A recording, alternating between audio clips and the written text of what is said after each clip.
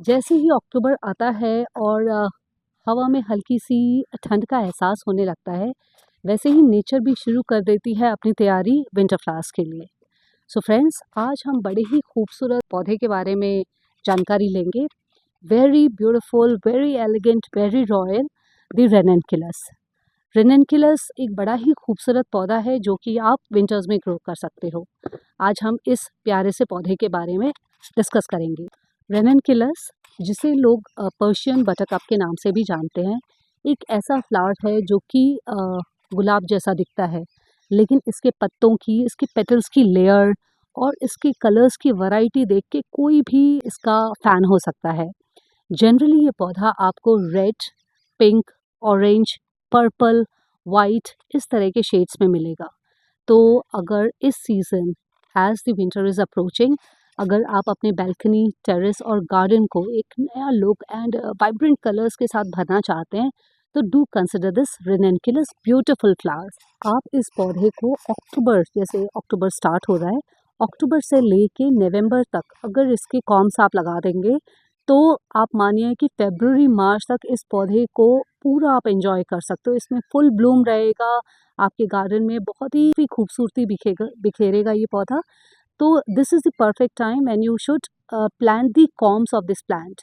अब ये जो पौधा है, इसे बीज से नहीं ग्रो किया जाता है। There are small little corms जो कि छोटे छोटे बल्ब जैसे उस तरह के होते हैं, और इन्हें आप इस वक्त, ये टाइम है जब आप अपने गार्डन में प्लांट कर सकते हैं। अब इस पौधे को प्लांट करने के लिए थोड़ा-सा एक प्रोसेस है जिसे आप फॉलो करना पड़ेगा। अगर आप इस प्रोसेस के थ्रू फॉलो नहीं करेंगे तो पूरी विंटर बीत जाएगी, लेकिन ये पौधा आपका उग ही नहीं पाएगा। तो आइए समझते हैं कि इस पौधे को इनिशियली इसको किस तरीके से आपने प्लांट करना है, अपने गार्डन में या सॉइल में या आपके पॉट में। रेननकुलस एक आउटडोर का पौधा है, जहाँ इसे प्रॉपर सनलाइट, एयर फ्लो, साथ ही साथ स्पेस मिलती है। इंडोर में भी इस पौधे को आप ग्रो कर सकते हो। इंडोर में ग्रो करना थोड़ा-सा इसका ट्रिकी है, लेकिन अगर आप प्रॉपर प्रोसीजर फ़ॉलो करो, जो इसकी छोटी-मोटी देख-रेख की चीज़ें हैं, अगर आप उन्हें फ़ॉलो करोगे, आपका ये पौधा फुल ब्लूम कर सकता है। रेननकुलस यूजुअली 1 से 2 फीट टॉल हो जाते हैं, 1 से 2 फीट तक ग्रो कर जाते हैं। That is the maximum height which they attain. तो अगर आप इसमें पॉट में ग्रो कर रहे हैं, तो आप कोशिश करिए कि 6 से 8 इंच का प्लांटर आप ले सकते हो। एंड जो भी आप प्लांटर सेलेक्ट करें, उसमें मेक श्योर कि नीचे का जो होल है वो खुला हो। कई बारी हम उसे बंद कर देते हैं और उसकी वजह से वाटर लॉगिंग हो जाती है, मिट्टी आपकी गीली-गीली हो जाती है, जिससे आपका पौधा ख़राब हो सकता है। सो वो जो नीचे का होल है उसे खुला रहना ज़रूरी है। ये तो हो गया प्लांटर की बात। अगर आप इस पौधे को गार्डन में लगा रहे हैं, तो गार्डन में अगर क्यारियों में लगा रहे हैं, बेड्स में, सो 4 से 6 इंच का गैप आप रखें हर कॉम को प्लेस करने के वक़्त में। सो इस तरीके से जब पौधा आपका बड़ा होगा तो उसे इनफ स्पेस मिलेगी उसके रूट को एक्सपैंड करने के लिए। That you have to consider. अब इसकी प्लेसमेंट कैसे करनी है? घर में अगर आप इस पौधे को रख रहे हो या अपने गार्डन में लगाने के लिए प्लान कर रहे हो, तो आपने इसकी प्लेसमेंट कैसे रखनी है? नाउ सिंस हमने इनिशियली बात करी कि ये पौधा आपका आउटडोर पौधा है, विंटर्स की जो गुनगुनी धूप होती है वो इसे बहुत पसंद है। तो आप ऐसी जगह पे इसको प्लांट करें जहाँ पर इसे फुल सनलाइट, विंटर्स की फुल सनलाइट मिले। That will be the perfect place. आप अगर बालकनी या टेरेस पे ग्रो कर रहे हो तो अकॉर्डिंगली आप इसका प्लेसमेंट करें, विंडो सिल या बालकनी में वहाँ रखें जहाँ इसे पूरी धूप मिलेगी। इसे जितनी धूप मिलेगी उतना ही इसमें ब्लूमिंग और इंड्यूस होगा, अच्छे से ब्लूम करेगा आपका ये पौधा। अब इसकी मिट्टी मिट्टी कैसे बनानी है? रेननकुलस प्लांट की जो मिट्टी है वो प्रॉपर वेल ड्रेन्ड और फर्टाइल होनी ज़रूरी है। वेल ड्रेन्ड रहेगी तो पौधा आपका लंबे समय तक चलेगा, और फर्टाइल रहेगी तो आपका पौधा हेल्दी ग्रो करेगा, साथ ही साथ में काफ़ी सारे बर्ड्स आएंगे। तो इसकी मिट्टी किस तरीके से आपने तैयार करनी है? एक पार्ट आप गार्डन सॉइल ले लो, एक पार्ट आप वर्मी कंपोस्ट ले लो जो कि इजीली अवेलेबल है किसी भी नर्सरी में, या फिर आप काउ डंग मैन्योर भी यूज़ कर सकते हो।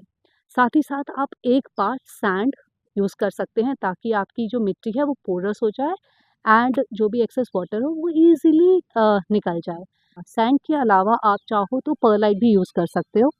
सो एक पार्ट आपकी गार्डन सॉइल हो गई, एक पार्ट आपका वर्मी कंपोस्ट हो गया या काउ डंग मैन्योर, एंड एक पार्ट हो गया आपका सैंड। इस तरीके से आप बढ़िया सी पोरस मिट्टी बनाइए एंड देखिए आपका पौधा कितना बढ़िया से थ्राइव करेगा आपके प्लांटर में या फिर आपके गार्डन में। Now how to plant actually, इस पौधे को लगाना कैसे है, इसके कॉम्स को लगाने का भी एक प्रॉपर तरीका होता है। अब तरीके से कैसे लगाना है आपने, इनके जो छोटे छोटे इस तरीके से जो बल्ब्स होते हैं इनको आपने नर्सरी से लाने के बाद, किसी भी नर्सरी में आपको विंटर्स के आसपास जैसे अक्टूबर नवंबर आ रहा है, आपको पैकेट्स में इनके कॉम्स मिल जाएंगे। जनरली एक पैकेट में आपको 5 से 10 कॉम मिल जाते हैं। तो आप इन कॉम्स को लगाने से पहले, प्लांट करने से पहले 4 से 6 घंटे भिगा लें। भिगोने से क्या होगा कि इसके जो कॉम्स हैं ये थोड़े से फूल जाएंगे, तो इसमें स्प्राउटिंग जल्दी हो जाएगी। अदरवाइज़ हो सकता है कि आप कॉम्स लगा दें और वो स्प्राउट ही ना हो। तो इनको प्लांट करने से पहले आप 4 से 6 घंटे भिगो लें, और भिगोने के बाद जब ये फूल जाएँ तब आप इसे अपने प्लांटर में प्लांट करें। अब सपोज़ आपका एक 4 से 6 इंच का प्लांटर आपने लिया है या 6 से 8 इंच का प्लांटर लिया है। सो डिपेंडिंग ऑन कितना बड़ा प्लांटर है, आप चाहो तो 2-3 कॉम्स भी लगा सकते हो एक ही प्लांटर में। अगर छोटा प्लांटर है तो उसमें आप एक ही कॉम लगाओ। आपने इसका पॉट सिलेक्शन कर लिया, इसको आपने पानी में डाल के सोक भी कर लिया ना। How to actually plant it. अब जब आप इसकी मिट्टी में आप इसको लगा रहे हैं तो आप इसको इस तरीके से लगाएं कि जो इसका कॉम का पॉइंटी पार्ट है, जो ऊपर का पॉइंटी पार्ट है, ये इसको आपने अपसाइड डाउन लगाना है। सो मिट्टी में आपने 2 से 3 इंच इसको अपसाइड डाउन करके लगा देना है, एंड फिर मिट्टी से ढक देना है और हल्के हल्का पानी दे देना है। आपने कोशिश करना है कि जब तक इसमें स्प्राउटिंग ना हो, इसकी मिट्टी में नमी बनी रहे, बट पानी ठहरा ना रहे। That you have to take care. तो this is the procedure to plant this corn. इस पौधे को अगर आप कॉर्न से ग्रो करना चाहते हो तो इस तरीके से आप ग्रो कर सकते हैं। अब सपोज़ आप ये पौधा बना बनाया पौधा नर्सरी से लेके आए हो, तो अगेन आपने इसे ऐसी जगह पे रखना है जहाँ पे इसे पूरी धूप मिलती रहे।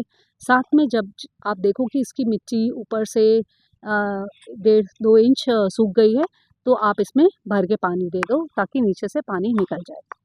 अब अगर थोड़ा-सा वही बात है, ये हर पौधे के लिए लागू है कि अगर आप प्लांटर में स्पेशली अगर नीचे का होल खुला नहीं होगा, वाटर लॉगिंग होगी, पानी आप बार-बार दोगे, पानी ठहरा रहेगा, उससे आपके पौधे की रूट सड़ सकती हैं। These are delicate plants, so you have to consider कि मिट्टी में नमी बनी रहे, लेकिन पानी ठहरा ना रहे। अब आपका पौधा तैयार हो गया, तो पौधे की देखभाल करने के लिए आपने फर्टिलाइज़र कैसे देनी है। तो फर्टिलाइज़र देने के लिए बेस्ट तरीका है कि आप बैलेंस्ड एनपीके दे सकते हैं।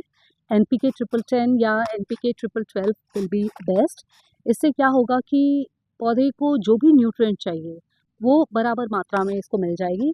Nitrogen is for the leaf growth, phosphorus is for enhancing the routing and flowering in the plant, और साथ ही साथ जो पोटेशियम है उससे पौधे को ओवरऑल स्ट्रेंथ मिलती है।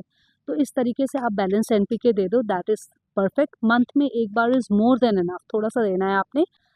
बट अगर आप सॉफ्ट अप्रोच रखना चाहते हो तो रादर देन गिविंग एनपीके, आप चाहो तो वर्मी कंपोस्ट कहीं पे भी मिल जाता है, आप एक मुट्ठी वर्मी कंपोस्ट 15 दिन में आप डाल दो, एंड डाल के फिर जैसे जैसे आप पानी डालोगे वैसे वैसे मिट्टी में घुलता जाएगा, एंड इट विल जो भी पौधे की रिक्वायरमेंट है दैट विल गेट फुलफिल्ड।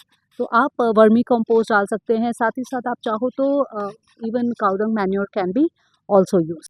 अप्रैल के बाद आपका पौधा जब डॉर्मेंट हो जाए, जब इसमें फूल आना बंद हो जाए, तो आप इसमें फर्टिलाइज़र देना बंद कर दें।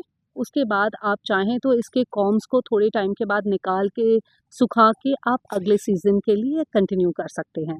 नाउ वी वांट कि हमारा ये खूबसूरत सा पौधा हमेशा फूलों से लदा रहे, तो इसके लिए क्या करना चाहिए?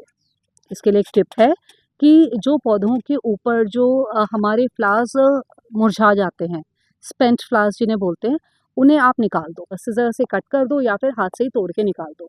इससे क्या होगा कि जो एनर्जी जनरली क्या होता है, ये जब स्पेंट फ्लावर्स पौधे पे लगे रह जाते हैं तो प्लांट अपनी एनर्जी यूज़ करता है इन मुरझाए पौधों में सीड्स बनाने के लिए।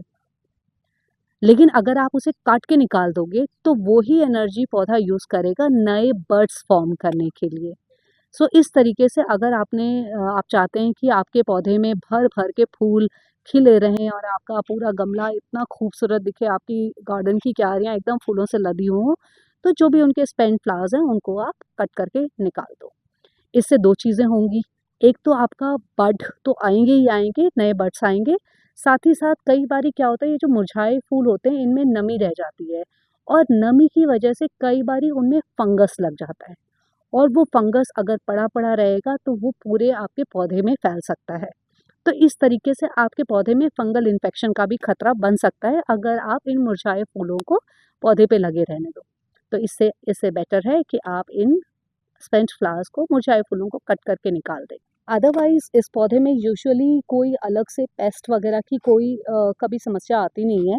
लेकिन हाँ, जैसे एक तो मैंने आपको स्पेंट फ्लावर्स का बताया, दूसरा है कि कई बारी मिट्टी में नमी अगर रह गई और बहुत ज़्यादा आपकी मिट्टी गीली है, तो एपिड्स या फंगल इन्फेक्शन हो सकता है, तो that you have to take care. साथ ही साथ अगर आप देख रहे हैं कि आपके पौधे की पत्तियाँ पीली हो रही हैं, तो 2 कारण हो सकते हैं। या तो अगेन आप पानी ज़्यादा दे रहे हो या फिर सनलाइट कम मिल रही है। तो पानी आपने इस हिसाब से देना है कि ऊपर की लेयर जब सूख जाए तब आप अपने प्लांटर में मिट्टी दो, अपने प्लांटर में पानी दो। और आपने प्लेसमेंट ऐसे करनी है जहाँ पे इसे कम से कम 4-5 घंटे की डायरेक्ट सनलाइट, गुनगुनी धूप मिल जाए, that is the best. So this you have to consider. So ये कुछ छोटी-मोटी आपकी टिप्स हैं जिनको आप ध्यान में रखकर इस प्यारे से खूबसूरत रेननकुलस प्लांट को अपने घर में, अपने गार्डन में बड़े प्यार से रख सकते हो। रेननकुलस का मतलब होता है you are radiant with charm and as you can see these flowers they are so charming, they are so beautiful and rose से भी खूबसूरत लगती हैं ये तो इस पौधे को इस विंटर्स में ज़रूर अपने घर में जगह दें। तो ये आपका ऐसा नहीं है कि इस सीज़न में आपने इस पौधे को लगाया तो अगले सीज़न में अगेन आपको किस तरीके से करना है आपको पता ही नहीं है। तो आप इसकी कॉर्म्स को स्टोर कर लो और अगले सीज़न में अक्टूबर नवंबर में दोबारा लगा दो। Again your garden will be full of vibrant these beautiful flowers.